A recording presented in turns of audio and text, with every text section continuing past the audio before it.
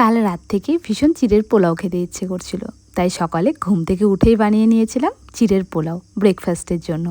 আর এ বাড়িতে এত সকাল সকাল কেউ এসব খাবার খায় না, তাই আমি শুধু নিজের জন্যই বানাইছিলাম। আর মানবকে লোভ দেখাচ্ছিলাম, বলছিলাম এত টেস্টি একটা খাবার মিস করে গেল। তারপর আমি বসে গেছিলাম আমার কাজে। একটা ছোট্ট কিউট বাচ্চার জন্য একটা শাড়ি বানাবো, ওর বিয়ের জন্য। না সরি, ওর অন্নপ্রাশনের জন্য শাড়ি, আর সাথে একটা ওড়নাও হবে।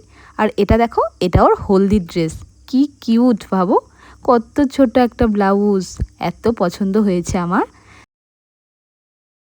কোর্ট থেকে ফিরে দুপুরের খাওয়া দাওয়া সেরে ও চলে গিয়েছিল জিমে, তাই ওকে একটু বাই বলে দিলাম। তারপর আমি লেগে গিয়েছি আমার কাজে।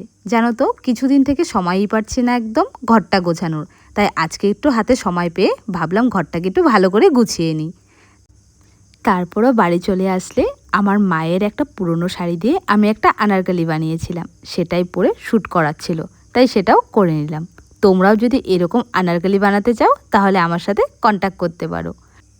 তারপর সন্ধ্যা দিয়ে দুজনে মিলে চা হাতে বসে গিয়েছিলাম, আর সাথে ছিল আমাদের সারাদিনের এক ঝুড়ি গল্প। আমি তো দিনটা এভাবেই কাটিয়ে দিলাম। ভালো থেকো তোমরা, দেখা হবে নেক্সট ব্লগে। বাই।